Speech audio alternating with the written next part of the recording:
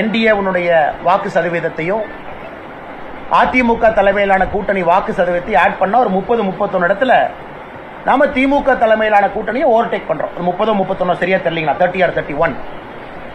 But அது ஒரு பேச்சு அமையாது. காரணம், மக்கள் வாக்களிக்கும் பொழுது ஒரு கூட்டணியும் பார்த்து வாக்களிக்கிறாங்க. ஏன்னா நாம தேர்தலுக்கு முன்பே மக்களுக்கு 3 ஆப்ஷன் தமிழ்நாட்டில் இருந்துச்சு. இவங்களுக்கு யார் ஓட்டு போடுறீங்க, இவங்களுக்கு யார் ஓட்டு போடுறீங்க, இவங்களுக்கு யார் ஓட்டு போடுறீங்க. ஸோ வாக்கு செலுத்திய பிறகு நம்ம 2 பேரும் சேர்ந்திருந்தா எப்படி இருக்கும், அவங்க சேர்ந்திருந்தா எப்படி இருக்கும் அப்படிங்கிற கேள்வி ஒரு யூகத்தின் அடிப்படையிலான கேள்வி.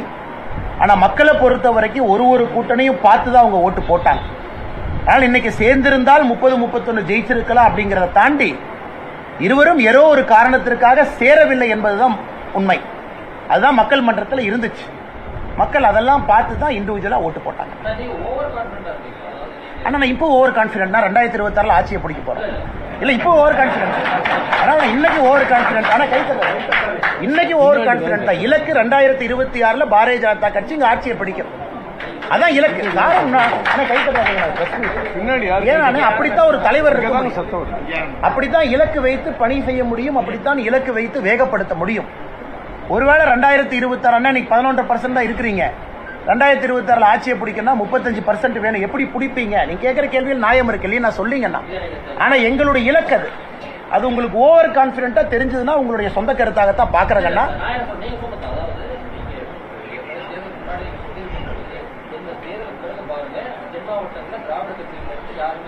திராவிட கட்சின்னு சொன்னா, திராவிட கட்சின்னு சொன்னா அனைத்து இந்திய அண்ணா திராவிட முன்னேற்ற கழகம் சொன்னா மதுரை கீழே. அண்ணா ஒரு நிமிஷம் அண்ணா, நீங்க பாருங்க, இன்னைக்கும் தென் மாநிலத்தில் முதல் இலக்கு பாரதிய ஜனதா கட்சி எங்கே செல்ல வேண்டுமோ, தேசிய ஜனநாயக கூட்டணி எங்கே செல்ல வேண்டுமோ அங்க ரீச் ஆயிருக்கு. என்னை குறிப்பாக அதிமுகவுடைய வாக்கு வங்கி நீங்க கன்னியாகுமரியில பாருங்க, கன்னியாகுமரியில் ஆரம்பிச்சு திருநெல்வேலிக்கு வாங்க, எல்லா இடத்துலையும் பாருங்க. எந்த கட்சி குறை சொல்ல விரும்பலனா, தமிழகத்தை பொறுத்தவரை 3 முனை போட்டி 2 முனை போட்டியா மாறணும். 2 முனை போட்டியாக மாறும் பொழுது மட்டும்தான் பாரதிய ஜனதா கட்சியினுடைய வெற்றி வாய்ப்பு தென் மாவட்டத்தில் சாத்தியம். இன்னைக்கு அது நடந்திருக்கு, கடுமையா உழைச்சிருக்கிறாங்க. தென் மாவட்டத்தில் நேர்மையான அரசியலை பாரதிய ஜனதா கட்சி கையில் எடுத்துட்டு போயிருக்கு. நயினார் அண்ணன் தோக்கடிக்கணும் 2 அமைச்சர் போய் நைட் உட்கார்ந்து யாரும் பணம் கொடுக்கல பாரதிய ஜனதா கட்சியில் அந்த மாதிரி. அதனால் வருகின்ற காலத்தில் நிச்சயமா மக்கள் அந்த வெற்றியை கொடுப்பாங்க. நாங்க செல்லக்கூடிய பாதையில ஒழுக்கமா இதே மாதிரி அரசியலை செய்து கொண்டு செல்லணும் என்பதுதான் மக்கள் சொல்லி இருக்கக்கூடிய செய்திங்க.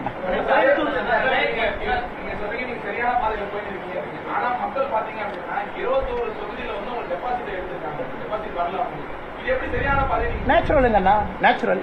2014 திராவிட முன்னேற்ற கழகத்தினுடைய வேட்பாளரை பாருங்க, இதற்கு முன்பு தமிழகத்தில் பாருங்க. தமிழகத்தில் டெபாசிட்னா 16.6 17% வாக்கு வங்கி வாங்கணும். 50 ஆண்டு காலமாக அரசியல் இருக்கக்கூடிய கட்சிகளே இன்னைக்கு தமிழகத்தில் 7 இடத்துல டெபாசிட் இழந்திருக்காங்களே. ஆட்சியில 5 முறை இருந்தவங்க டெபாசிட் இழந்திருக்காங்களே. முதலமைச்சராக 5 முறை இருந்தவர்கள் தமிழகத்தில் டெபாசிட் இழந்திருக்கிறாங்களே. அது நடந்திருக்கல, அதை நடத்தி காட்டியது பாரதிய ஜனதா கட்சி தானே, தேசிய ஜனநாயக கூட்டணி தானே. அதனால் உங்களுக்கு தெரியும், இன்னைக்கு பாரதிய ஜனதா கட்சியினுடைய வாக்கு வங்கி ஓவரால் 11.5% இருக்குன்னா சில இடத்துல டெபாசிட் கண்டிப்பா போயிருக்கு. ஆனா டெபாசிட் மினிமமே 16.6%. அது கோயம்புத்தூர் மாதிரி ஒரு கோட்டையில அதிமுக ஜஸ்ட் டெபாசிட் வாங்கியிருக்காங்க, 0.4% எக்ஸ்ட்ரா வாங்கியிருக்காங்க. அதனால் இதையெல்லாம் நாங்கள் கவலைப்பட போவது கிடையாது. எங்களுடைய பயணத்தில் இதெல்லாம் ஒரு மைல்கல்லா தான் பார்க்கணும். முதல்ல 17% தாண்டுங்க, அப்புறம் 30% போங்க. அதனால் இதை பாட்டு நாங்கள் எதற்கு வருத்தப்படணுமா? இப்போ அண்டர்ஸ்டேட் பண்ணலனா நான் சொல்ற கட்சி பேர்லாம் நோட் பண்ணிக்கங்க. தமிழகத்தில் இத்தனை கட்சிகள், திமுக, காங்கிரஸ், விசிகே, கம்யூனிஸ்ட், கொங்கு கட்சி, அதை தாண்டி ஒரு ஊரா போங்கண்ணா. இத்தனை கட்சிகள் சேர்ந்து இந்தியா முழுவதும் இவர்கள் ஒன்றாக இணைந்து பாரதிய ஜனதா கட்சி பெற்ற எம்பியை இந்தி கூட்டணி பெறல. எங்க கூட்டணி விடுங்கண்ணா. பாரதிய ஜனதா கட்சி நாங்கள் பெற்றிருக்கக்கூடிய எம்பி 240. இந்தி கூட்டணி பாரதிய ஜனதா கட்சி ஆட்சிக்கு வரக்கூடாது என்று தடுப்பதற்காக இவ்வளவு பெரிய கூட்டணி அமைச்சாங்க. அவர்கள் பெற்றிருக்கக்கூடிய மொத்த எம்பி 231. இந்தி கூட்டணி பாரதிய ஜனதா கட்சியினுடைய எம்பிக்களை அவங்களால ஓவர்டேக் பண்ண முடியல. அதான் மக்கள் கொடுத்திருக்கக்கூடிய மெசேஜ். அதே நேரத்தில் உங்களுக்கு தெரியும், கொரோனா பெருந்தொற்றுக்கு பிறகு உலகத்தில் எந்த கட்சியும் தன்னுடைய ஆட்சியை தக்க வைக்கல. ட்ரம்ப் அவர்கள் ஆரம்பிச்சு ஐரோப்பிய நாடுகள் போங்க, யாருமே ஆட்சியை தக்க வைக்கல கொரோனாக்கு பிறகு. ஆனா கொரோனாவுக்கு பிறகு தேசிய ஜனநாயக கூட்டணி ஆட்சியை தக்க வைத்திருக்கின்றோம். அதுவும் இந்தியாவில் பண்டிட் ஜவஹர்லால் நேரு அவர்களுக்கு பிறகு 3வது முறையாக மோடி அவர்கள் பிரதமராக வந்திருக்கின்றார்கள் என்பது சாதனை தானுங்கண்ணா. அவங்க அத்தனை கட்சி சேர்ந்து எங்க ஒரு கட்சியினுடைய எம்பி அவங்களால ஓவர்டேக் பண்ண முடியல. இதை நாங்கள் சாதனையாகத்தான் பார்க்கின்றோம். அதே நேரத்தில் லாசஸ் நடந்திருக்கு. யூபியில் எங்களுடைய எண்ணிக்கை குறைந்திருக்கிறது. நிச்சயமா அது காஸ் ஆஃப் கன்சர்ன். அதற்கான காரணத்தை எங்களுடைய தலைவர்கள் ஆராய்வார்கள், சரி செய்வார்கள். ராஜஸ்தானில் 11 இடத்தை நாங்கள் விட்டு கொடுத்துருக்கோம். போன முறை 25, இந்த முறை 14. அதற்கான காரணத்தை ஆராய போறோம். மும்பையில் எங்களுடைய வின்னிங் கம்மியாக இருக்கு. அதற்கான காரணத்தை ஆராயிரும். மகாராஷ்டிராவில் 18க்கு வந்திருக்கோம். கூட்டணியாக பாரதிய ஜனதா கட்சி குறைந்திருக்கு. அதற்கான காரணத்தை ஆராயிரும். அதே நேரத்தில் நாங்கள் சந்தோஷப்படுவது தமிழ்நாடு பாரதிய ஜனதா கட்சிகளுக்கு இன்ஸ்பிரேஷன் ஒரிசால ஆட்சிக்கு வந்திருக்கு. ஒரிசால 25 ஆண்டுகளாக மாண்புமிகு நவீன் பட்நாயக் அவர்களுடைய ஆட்சி. 25 ஆண்டுகள் பாரதிய ஜனதா கட்சி பொறுமையாக காத்திருந்து 2004 பாருங்க 0 சீட்டு, 1 சீட்டு, 3 சீட்டு, 8 சீட்டுன்னு வந்து இன்னைக்கு ஒரிசால 18 எம்பிக்களை பெற்று தனி பெரும்பான்மையோடு ஒரிசால ஆட்சி அமைக்கும். இதுதான் இந்த லெசன்ல எலெக்ஷன்ல வந்திருக்கக்கூடிய பெரிய லெசனுங்க. அதனால அது தமிழகத்தில் ஒரு நாள் அது நடக்கும். பொறுமையா இருக்கணும், வேலையை செஞ்சுக்கிட்டே இருக்கணும். அதனால் இதையெல்லாம் இவ்வளவு பாசிட்டிவா பார்க்கிறோம். அருணாச்சல பிரதேசம் 3வது முறையாக ஆட்சியை தக்க வச்சிருக்கிறோம். இதையெல்லாம் இந்த தேர்தல் நடந்திருக்கக்கூடிய விஷயங்கள். ஆனால் எங்களை பொறுத்தவரை எங்கே தவறு நடந்திருக்கோ சரி பண்றோம். மக்கள் கொடுத்திருக்கக்கூடிய தீர்ப்பை தலைவணங்கி ஏற்றிருக்கிறோம். யூபியில் அவ்வளவு கம்மியா இருக்கக்கூடாது, ஆயிருக்கு. அதற்கான காரணத்தை கண்டுபிடிச்சு தலைவர்கள் சரி செய்வாங்க. மகாராஷ்டிராவில் அவ்வளவு ஆயிருக்கூடாது, நாங்கள் ஆட்சியில் இருக்கோம், ஆயிருக்கு, அதை சரி பண்றோம். மக்களுடைய தீர்ப்பை காலையில் தேவேந்திர பட்னவிஸ் அவங்க பிரஸ் மீட்ல சொன்னாங்க, தலைவணங்கி ஏற்றுக்கொள்கின்றோம் என்று. அதனால் இவ்வளவு விஷயங்கள் இந்த நாட்டுக்குள்ள நடந்திருக்கு. அதனால் அதையும் நம்ம நல்லதா பார்த்துதாங்க ஆகணும்.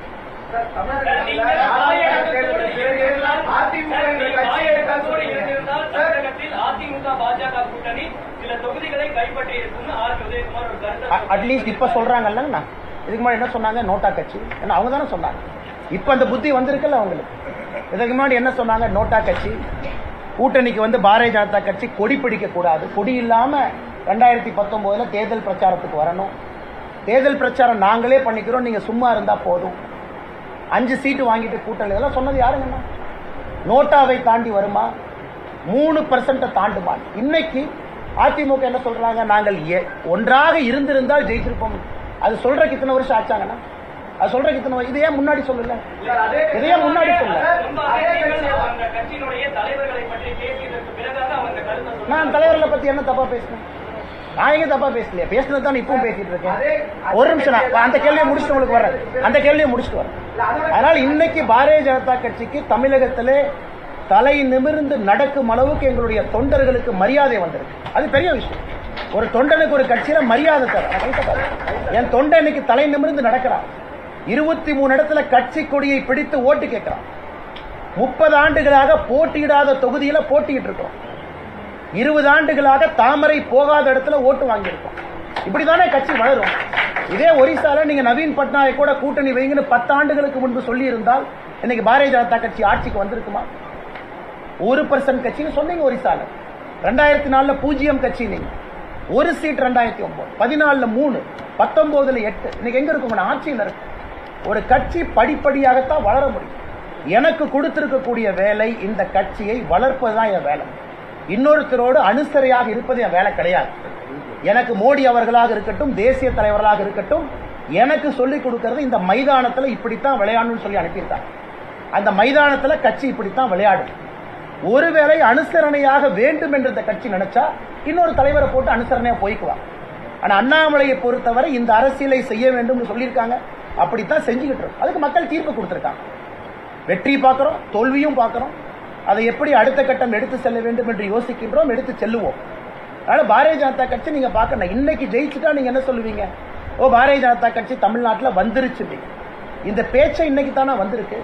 இத்தனை காலமா நோட்டா கட்சின்னு எத்தனை இடத்துல பத்திரிகையில் எழுதுனீங்க. ஆனால் எங்களை பொறுத்தவரை எங்கள் இலக்கில் போறோம். நாளைக்கு காலையில் ஆட்சியை பிடிக்க வேண்டும் தமிழகத்தில் என்பது எங்களுடைய நோக்கம் இல்லைங்கண்ணா. அது நடக்காதுன்னு எங்களுக்கு தெரியும். இன்னும் உழைப்பு கொடுக்கணும், இன்னும் ரொம்ப தூரம் போகணும். இந்த நாவடக்கம், அதே நாவடக்கத்தோடு அவங்க பேசியிருக்கலாமே. அதே நாவடக்கத்தோடு அவங்க பாரதிய ஜனதா கட்சியினுடைய தலைவர்களை தொண்டர்களை மதிச்சிருக்கலாமே. பாரதிய ஜனதா கட்சி இந்த கட்சி அந்த கட்சி இப்போ சொல்றாங்களே, அந்த சொன்ன தலைவருடைய மகன்ல எங்க நிக்கிறாங்க? 3வது இடத்துக்கு தள்ளப்பட்டு நிக்கிறாங்க. அதே தலைவர்கள் தானே சென்னையில பேசினாங்க. அதையெல்லாம் ஏன் நாவடக்கத்தோடு அவங்க பேசல? அதே தலைவர்களுடைய சொந்த மகன் அந்த தொகுதியில எம்பியாக இருந்தவர் ஏன் 3வது இடத்துக்கு போகணும்? அதெல்லாம் கூட மக்கள் பாக்குறாங்களே, எவ்வளவு ஓட்டு கம்மியா வாங்கியிருக்காங்க. சென்னையில 3 இடத்திலும் கூட, தலைநகரத்தில் 2 இடத்துல பாரதிய ஜனதா கட்சி, இங்கே ஆளுகின்ற கட்சி 5 முறை இருந்த அதிமுகவையே 3வது இடத்துக்கு தள்ளி இருக்கும். மதுரையில் எதுக்கு அதிமுக 3வது இடத்துக்கு தள்ளி இருக்கும்? திருநெல்வேலி சவுத்துல பாருங்க, கன்னியாகுமரியில் அவங்களுடைய வாக்கு என்ன? அதனால இந்த தலைவர்கள் நாவடக்கத்தோடு பேசாததற்கு மக்கள் கொடுத்த, அதிமுக கொடுத்த பரிசு தான். இவங்க நாவடக்கத்தோடு பேசியிருக்கணும்ல.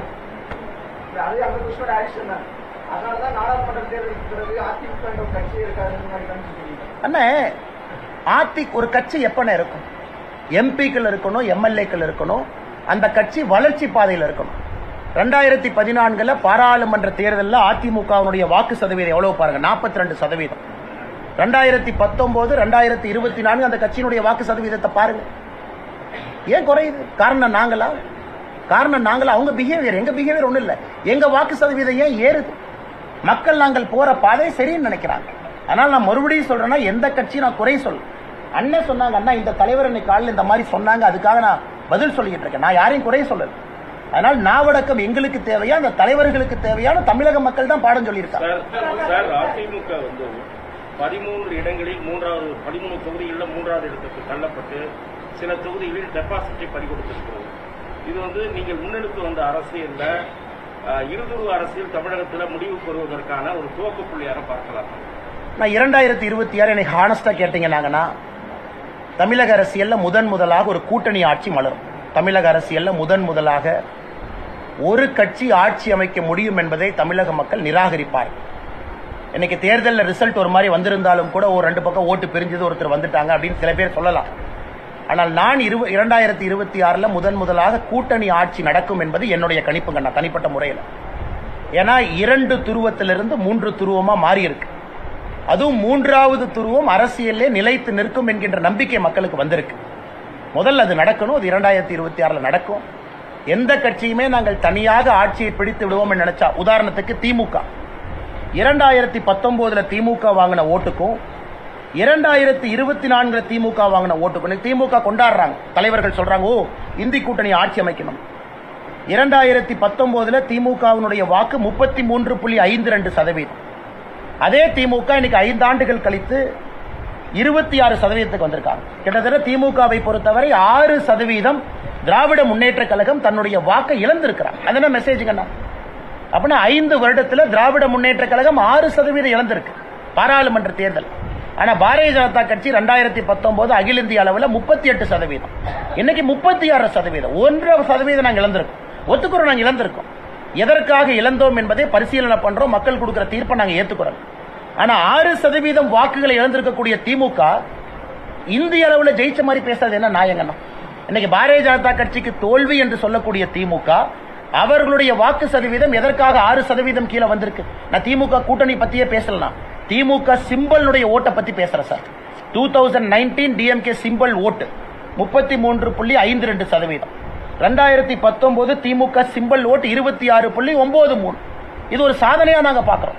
தமிழகத்தில் பாரதிய ஜனதா கட்சிக்கு அந்த வாக்கு மாறி இருப்பதாக நாங்கள் பார்க்கின்றோம். காரணம், 2019 அதிமுகவினுடைய ஓட்டுக்கும் 2024 அதிமுக ஓட்டுக்கும் பாராளுமன்றத்தை பொறுத்த வரைக்கும் அதே லெவல்ல தான் இருக்கு. அப்ப திமுகவினுடைய 6% ஓட்டு எங்க போச்சுங்கன்னா அது பாரதிய ஜனதா கட்சியின் பக்கம் வந்திருக்கு. அதைத்தான் இந்த தேர்தல் 2024 தேர்தல் சொல்லுது நாங்க பார்க்கிறோம். ஆனா நான் தமிழர் கட்சி இந்த நேரத்தில் நான் பாராட்டுறேங்க. காரணம், எங்களுக்கும் அவர்களுக்கும் அரசியல் சித்தாந்த அடிப்படையிலே கடுமையான வாக்குவாதங்கள் நடந்தாலும் கூட நேர்மையாக இந்த களத்தில் அவங்க நின்றுக்கிறாங்க. பணம் கொடுக்காம நின்றுக்கிறாங்க. நான் பாராட்டுறேன். எல்லா இடத்திலும் கூட ஒரு வேட்பாளரை கொண்டு வந்து அவங்க போட்டு ஒரு அடிப்படை கட்டமைப்பு இல்லாம தமிழகத்தில் நாம் தமிழர் கட்சி எலெக்ஷன் நின்றுருக்காங்க. அதனால நம்ம சும்மா ஒரு குற்றம் சொல்றதுக்காக ஒருத்தர் நான் குற்றம் சொல்ல விரும்பல. அதுவும் கூட்டணி இல்லாம தனிஞ்சு நின்றுக்கிறாங்க. புது சிம்பல்ல நின்றுக்கிறாங்க. தேர்தலுக்கு முன்பு ஒரு புது சிம்பல்ல நின்றுருக்காங்க. ஆனால் நாம் தமிழரை பொறுத்தவரை தமிழகத்தில் அவர்களும் ஒரு செய்தி சொல்றாங்க. திராவிட அரசியலிலிருந்து தமிழக மக்கள் வெளியே வர ஆரம்பித்திருக்கின்றார்கள் என்பது நாம் தமிழர் கட்சியும் சொல்ற செய்தி. ஏன்னா குறை சொல்வதற்காக இந்த நேரத்தில் குறை சொன்னா என்னுடைய கடமையை நான் தப்பா செய்யறேன்னு அர்த்தம். அதனால் நாம் தமிழர் கட்சி களத்தில் எவ்வளவு கஷ்டப்பட்டாங்க அப்படிங்கறத நானும் பார்த்தேன். அதனால் நாம் தமிழரை பொறுத்தவரை அவர்களுக்கு அவங்க சித்தாந்தத்தை மக்கள் முன்னாடி வைக்கிறாங்க. நான் ஏற்கனவே சொன்னேன், தயவு செஞ்சு சீமான் என்ன கம்பேர் பண்ணி இந்த போட்டி கொண்டு வராது. இல்ல பாரதிய ஜனதா கட்சியை விட அதிக ஓட்டு வாங்கிடுவாங்க, அதெல்லாம் தேவையில்லாத வேலைங்க. அதுக்குள்ள நான் போக வேண்டாம். அவருடைய பாதையில் அவர் பயணிக்கட்டும், எங்க பாதையில் நாங்க பயணிக்கிறோம். இந்த முறை நான் இல்ல நாங்க ஓட்டு அதிகமா வாங்கிட்டோம், நாம் தமிழர் கட்சி அண்ணன் கட்சியை கலைப்பார நான் கேட்க விரும்பல. அவர் பாதை தனி பாதை, அவர் போட்டோம். ஆனால் நாம் தமிழர் கட்சி நேர்மையாக இந்த அரசியல் நின்றுருக்காங்க. தமிழக அரசியல் நேர்மையா வாக்கு வாங்கியிருக்காங்க. அதை இந்த நேரத்தில் நான் பாராட்டித்தான் ஆக வேண்டும்.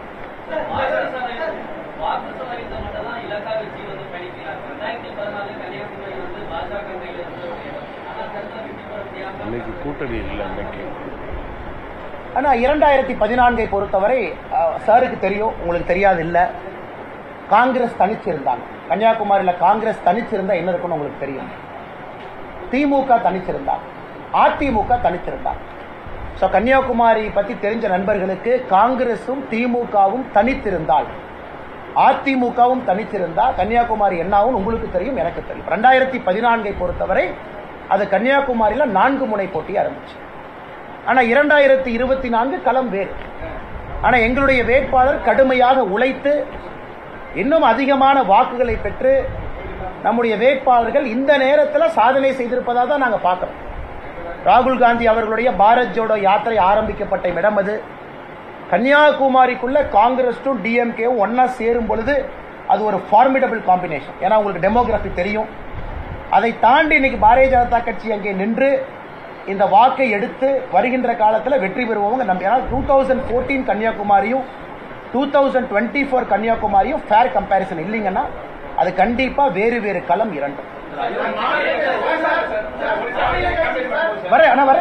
இங்கிருந்து வரேன்.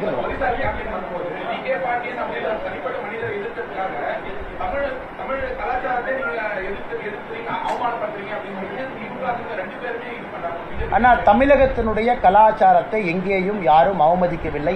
இன்ஃபேக்ட் பாத்தீங்கன்னா தமிழகத்தினுடைய கலாச்சாரத்தை நாம போடுறோம். சரி விட்டுருங்க, நான் அந்த தமிழ்நாடு இந்த பஞ்சாயத்தை விட்டுருவேன்.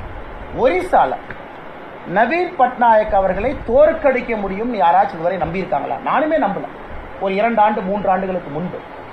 ஆனா இன்னைக்கு எப்ப வி.கே. பாண்டியன் அவர்கள் முழு நேர அரசியலுக்கு வந்தாங்களோ ஒரிசா மக்கள் தோற்கடிச்சிருக்காங்க. என்ன மெசேஜ்னா, ஒரிசா மக்கள் அவர்களுடைய மண்ணை சார்ந்த அரசியலை எடுத்து நடத்த வேண்டும் என்று அவங்க முடிவு பண்ணியிருக்காங்க. அதில் நீங்கள் நான் எப்படி குற்றம் சுமத்த முடியும்? அந்த மக்களுடைய ஆதங்கம் ஒரிசாவை பொறுத்தவரை மண் சார்ந்த அரசியலா இருக்கணும். வி.கே. பாண்டியன் அவர்கள் எப்ப அரசியலுக்குள்ள பிஜு ஜனதா தள் கட்சியில நம்பர் 2 அறிமுகப்படுத்தப்பட்டாரோ அதன் பிறகு 25 ஆண்டுகளுக்கு பின்பு பெரிய தோல்விங்க, பெரிய தோல்வி. அது பாரதிய ஜனதா கட்சியினுடைய எம்எல்ஏ எங்க இருந்துச்சு, இன்னைக்கு தனி பெரும்பான்மையில வந்திருக்கும். அதனால் பாரதிய ஜனதா கட்சி பிரச்சாரத்தின் பொழுது என்ன சொன்னார்களோ அதை ஒரிசா மக்கள் அங்கீகாரம் செய்வதாகத்தான் இந்த தீர்ப்பை நாங்க பாக்குறோம். அதே நேரத்தில் எங்கேயும் நாங்க பண்ணல. யாரோ வாட்ஸ்அப்ல ஒரு வீடியோ போடுறாங்க, இந்த வீடியோல யாரோ சாப்பிடுற மாதிரி போடுறாங்க. அது பாரதிய ஜனதா கட்சி நாங்க போட்டோமா, எங்க அதிகாரப்பூர்வ பக்கத்தில் நாங்க போட்டோமா, இல்ல பாரதிய ஜனதா கட்சியினுடைய தலைவர் ஒரிசாவை சார்ந்தவங்க யாராச்சும் போட்டாங்களா? யாருமே போடல. அந்த வீடியோவை யாரு கிரியேட் பண்ணாங்கன்னு தெரியாது. அந்த வீடியோவை வைத்துக் கொண்டு உங்க கருத்து கொடுக்குறாங்க. அது பாரதிய ஜனதா கட்சி அதிகாரப்பூர்வ வீடியோவே கிடையாது. இப்ப தமிழ்நாட்டில் திமுகவை பத்தி ஒரு வீடியோ வருதுங்க, அது நான் போட்டா நீங்க கருத்து எங்கிட்ட கேட்கலாம். அது வேற யாராச்சும் போட்டா அந்த கருத்து நான் எப்படி சொல்ல முடியுங்க? ஆனா தேர்தலை பொறுத்தவரை ஒரு தேர்தலும் சில நேரத்தில் ஒரு கட்சி அந்தஸ்து இழக்குது, அடுத்த தேர்தல் நடக்கும் பொழுது மறுபடியும் அந்தஸ்தை பெற்றிருக்குது. அது கிளாசிக் உதாரணம் ஆந்திர பிரதேசம். போன முறை சந்திரபாபு நாயுடு அவர்கள் தெலுங்கு தேசம் கட்சி எங்க இருந்துச்சு நமக்கு தெரியும். இன்னைக்கு தெலுங்கு தேசம் கட்சி 175 இடத்துல அப்படியே ஸ்விங் பண்ணி 158. அதனால் அரசியலை பொறுத்தவரை எப்பொழுதும் ஆச்சரியம் நடக்கலாம். ஆனா தலைவர்கள் களத்தில் வேலை செய்யணும், செஞ்சுக்கிட்டு இருக்காங்க. அதனால இங்க குறைஞ்சிருச்சு அங்க குறைஞ்சிருச்சுன்னு பாக்குறத விட இது ஒரு பாலிடிக்ஸ்ல சில நேரம் உயரமும் சில நேரம் சரிவும் வருவது சகஜம் தான் பாக்குறோம்.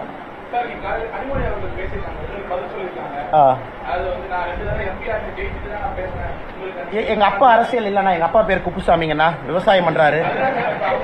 சொல்றேன் கேளுங்க, எங்க அப்பா பேர் கருணாநிதி இல்ல, அவர் 6 டைம் எம்எல்ஏவா இல்ல, 7 டைம் எம்எல்ஏவா இல்ல. எங்க அப்பா தோட்டத்துல ஆடு மாடு மேய்ச்சு விவசாயம் பண்றாரு, ஒரு பையன் நானு. ஆனால் நான் ஜெயிக்கிற கொஞ்சம் நேரம் ஆகுங்க. படிப்படியா ஒரு படியா ஏறித்தான் ஜெயிக்க முடியும். எங்க அப்பா கருணாநிதியா இருந்தா நானும் ஜெயிச்சிருப்பேன். ஆனா எங்க அப்பா குப்புசாமி எனக்கு என்ன சொல்லி குப்புசாமி என்ன சொல்லி கொடுத்துருக்காருன்னா, தம்பி மெதுவா போ, நியாயமா போ, நேர்மையா போ, நீ ஒரு நாள் ஜெயிப்பேன்னு தான் குப்புசாமி எனக்கு சொல்லி கொடுத்திருக்காரு. கனிமொழி அக்கா சொல்லியிருக்காரு, அண்ணாமலை அவர்கள் மாநில தலைவர் பொறுப்பிலிருந்து விலக வேண்டும். ஒருவேளை கனிமொழி அக்கா பிஜேபிக்கு வர மாதிரி இருந்தா பரிசீலனை பண்றேன்.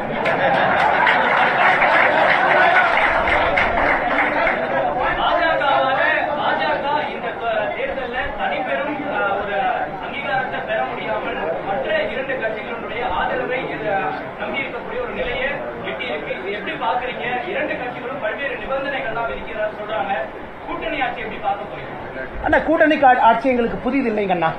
அடல் பிகாரி வாஜ்பேயி அவருடைய காலத்தில் ஒரு அற்புதமான கூட்டணி ஆட்சியை நடத்தி காட்டியவர்கள் நாங்கள். இந்த முறை எங்களுடைய கூட்டணி கட்சிகள் கிட்டத்தட்ட 50 பாராளுமன்ற உறுப்பினர்களை கொண்டு வர்றாங்க, முக்கியமானவர்கள். அதனால் எங்களால் ஒரு அற்புதமான 5 ஆண்டு கால கூட்டணி ஆட்சி கொடுக்க முடியும் என்று நம்புகின்றோம்.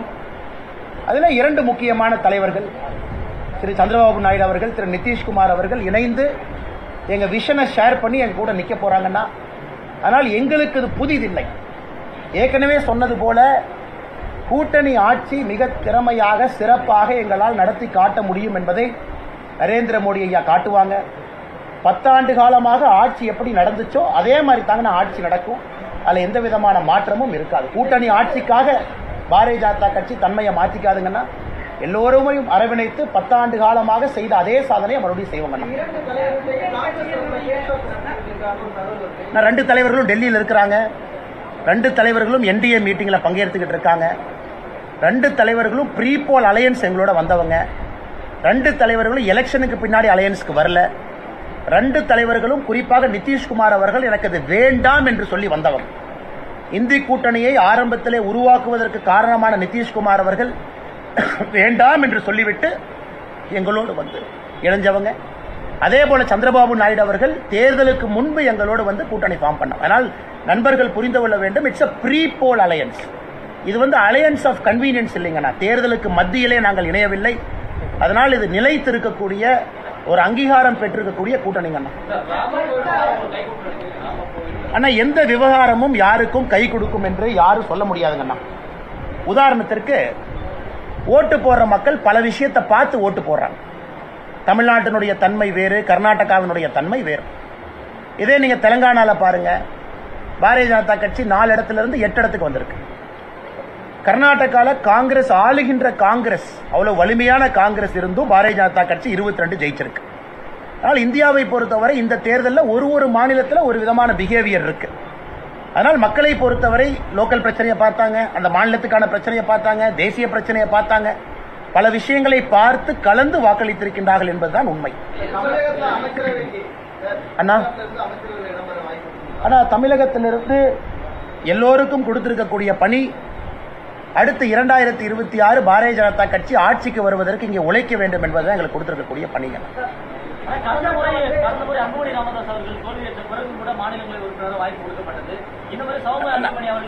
இப்ப அன்புமணி ராமதாஸ் அவர்கள் மாநிலங்களவை உறுப்பினராக தான் இருக்கிறாங்க. அவங்க நம்முடைய தேசிய ஜனநாயக கூட்டணியுடைய முக்கியமான ஒரு வேல்யூபிள் மெம்பர். அவங்க இருக்கிறாங்க, வேலை செஞ்சுக்கிட்டு இருக்காங்க. வருகின்றதெல்லாம் வருகின்ற காலத்துல பொறுத்திருந்து பார்ப்போம்.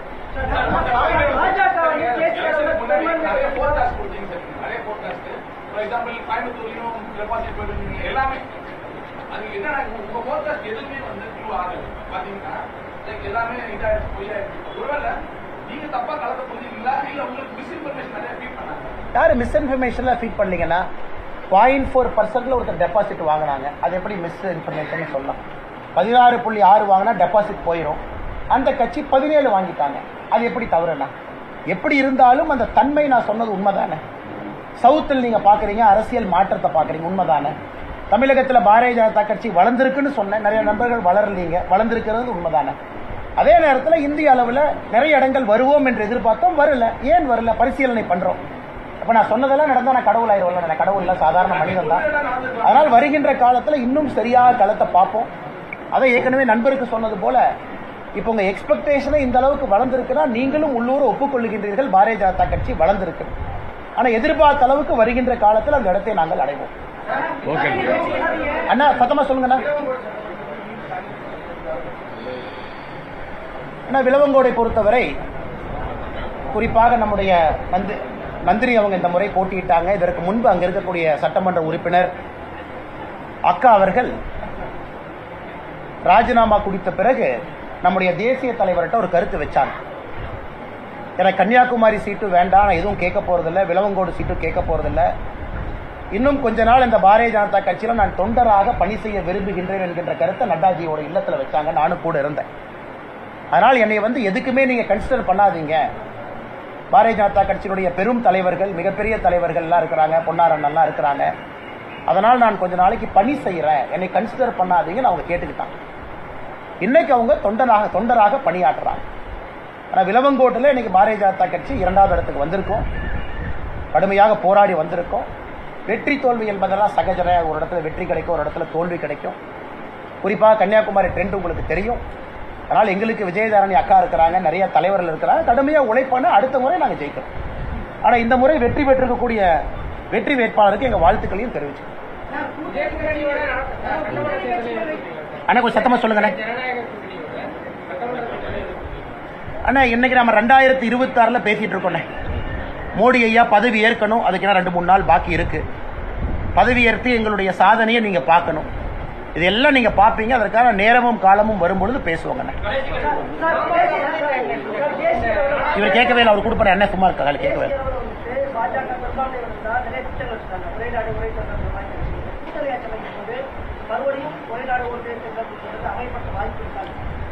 அண்ணே, ஒரே நாடு ஒரே தேர்தல் என்பதை யாரும் எதிர்க்கலைங்கண்ணா, யாரும் எதிர்க்கல. அது கன்சென்சஸ் வேணும். நாம தனி பெரும்பான்மை பெற்று ஒரே நாடு ஒரே தேர்தலை கொண்டு வந்தாலும் கூட அதை கன்சென்சஸோட தான் கொண்டு வர போறோம். ஏன்னா உங்களுக்கு தெரியும், சட்டமன்றத்திலும் அதற்கு அனுமதி வேண்டும். அதை நாம் புரிஞ்சுக்கணும்.